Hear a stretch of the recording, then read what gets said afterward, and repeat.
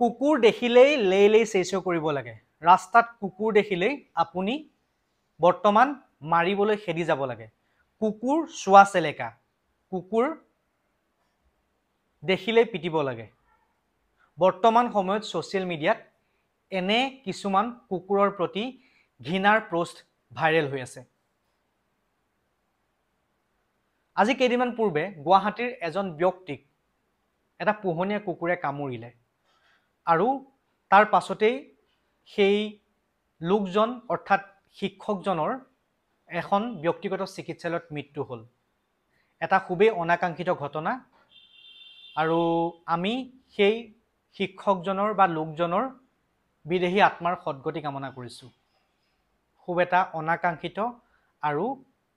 নহবলগীয়া এটা ঘটনা সংঘটিত হ'ল কিন্তু তাৰ পাছতেই দেখিবলৈ পোৱা গ'ল কুকুৰৰ প্ৰতি সোশ্যাল মিডিয়াত এক ঘৃণা ভৰা পোষ্টেৰে ভাইৰেল হৈ পৰিছে বা ফেচবুক ভৰি পৰিছে প্ৰতিজন লোকেই এনেকুৱা পোষ্ট কৰিছে যে আপোনালোকে কুকুৰ দেখিলেই মাৰিব কিন্তু সেইটো কিমান গ্ৰহণযোগ্য কেইটামান পোষ্ট মই দেখিলো কেইটামান পোষ্ট এজন ব্যক্তিয়ে লিখিছে কুকুৰ পোহা মানুহক মই বেয়া পাওঁ যাৰ ঘৰত কুকুৰ পোহে তাৰ ঘৰলৈ মই নাযাওঁ আন এজনে লিখিছে বেয়া পালেও উপায় নাই কুকুৰ থকা আলহী ঘৰলৈ সেই কাৰণে যাবলৈ এৰিলো মেকুৰী থকা ঘৰলৈ যাবলগীয়া হলে একোৱেই নাখাওঁ আৰু এজনে লিখিছে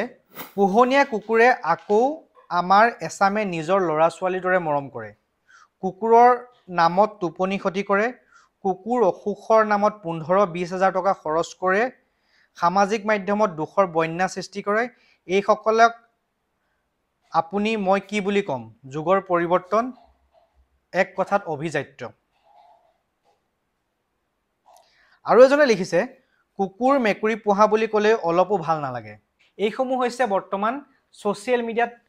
বহু পোষ্ট আছে যিবোৰ পোষ্টত কুকুৰ বা জীৱৰ প্ৰতি ঘৃণাৰ সৃষ্টি কৰা ভাব বা ঘৃণা সৃষ্টি কৰা পোষ্ট দেখিবলৈ পোৱা গৈছে কিন্তু আচলতে কথাটো কি এই যেটো ঘটনা সংঘটিত হ'ল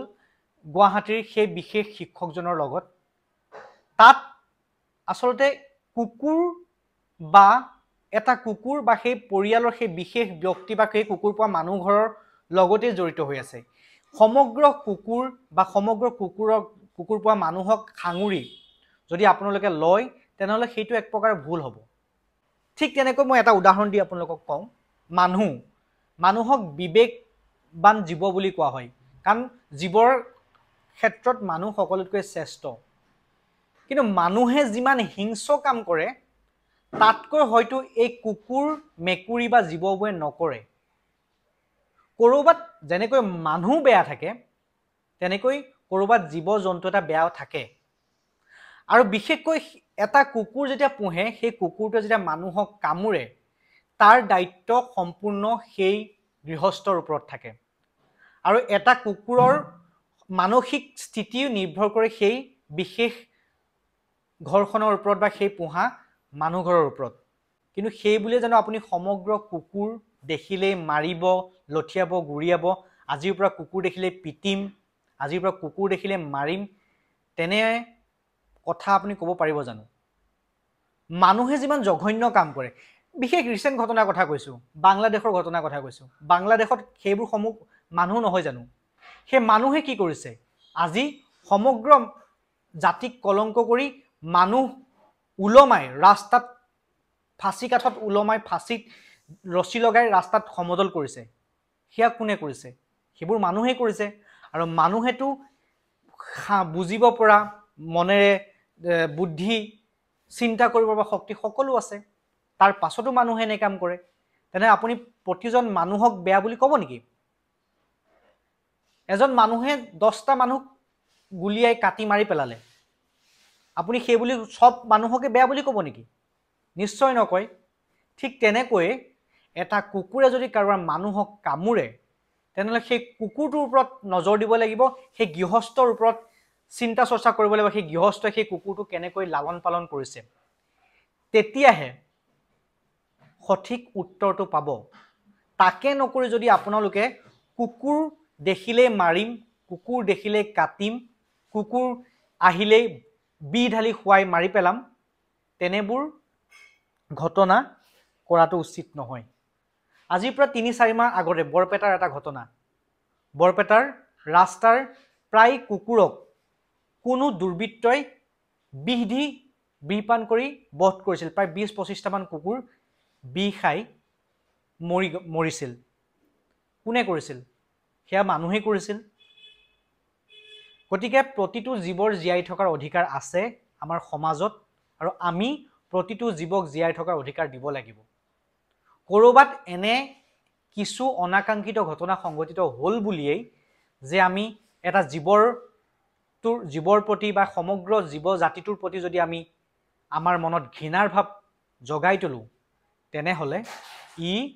আমাৰ কাৰণে খুব এটা লজ্জানত ঘটনা হ'ব। কাৰণ আমি চিন্তা কৰিব পৰা এটা জীৱ বা আমি চিন্তা কৰিব পৰা এজন মানুহ। কাৰণ জীৱশ্ৰেষ্ঠ বুলি আমাক যদি কয়, তেনেহ'লে জীৱশ্ৰেষ্ঠ হোৱাৰ আমি উদাহৰণ দাঙি ধৰিব লাগিব। আমি কিছু কথা চিন্তা কৰিব লাগিব, আমি কি কৰিছোঁ, কি কৰিম বা কিহৰ কাৰণে এই ঘটনা ঘটিছে। কাৰণ কুকুৰ খঙাল কিয় হয়? দ্বিতীয়টা কথা কৈছোঁ, অকণমান ভিডিঅ' দীঘল হৈছে। কুকুৰ খঙাল কিয় হয়? হয়তো তাক খুব বেছিদিন বান্ধি থৈছে, হয়তো তাক খাবলৈ দিয়া নাই। বিশেষকৈ ৰাস্তাৰ কুকুৰসমূহ খঙাল হয় একমাত্ৰ কাৰণ হৈছে খাবলৈ নোপোৱাৰ ফলত। খাবলৈ নাপালে আমি যেনেকৈ খিংখিঙীয়া হৈ থাকোঁ, তেনেকৈ ৰাস্তাৰ কুকুৰবোৰেও খাবলৈ নাপালে খিংখিঙীয়া হৈ থাকে, খঙাল হৈ থাকে। গতিকে আমি প্ৰতিজন ব্যক্তিয়ে যদি আমাৰ চৌপাশৰ থকা জীৱসমূহক অকণমান খাবলৈ দিওঁ, তেওঁলোকক যদি আমি তেওঁলোকৰ ভাৱে থাকিবলৈ দিওঁ, তেনেহ'লে হয়তো এনেবোৰ ঘটনা সংঘটিত নহয়। আৰু বিশেষকৈ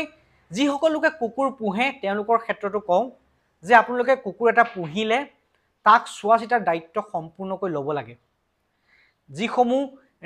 ভেকচিন দিয়া হয়, অন্যান্য যিসমূহ কাম, সেই কামসমূহ নিশ্চয় কৰিব লাগে। কিন্তু তাৰ লগতে সেই কুকুৰটোৰ মানসিক স্থিতি ভাল ৰাখিবৰ কাৰণেও তাক অনবৰতে বান্ধি নথৈ তাক ফুৰাবলৈ নিয়া, তাক খেলিবলৈ দিয়া, তাৰ যিটো এনাৰ্জি, সেই এনাৰ্জিটো লছ কৰিব দিয়া, তাক বাহিৰত খেলিবলৈ দিয়া, ফুৰিব দিলে, খাবলৈ দিলে, সময়মতে কৰিলে নিশ্চয় সেই কুকুৰটোৰ ক্ষেত্ৰতো কিছু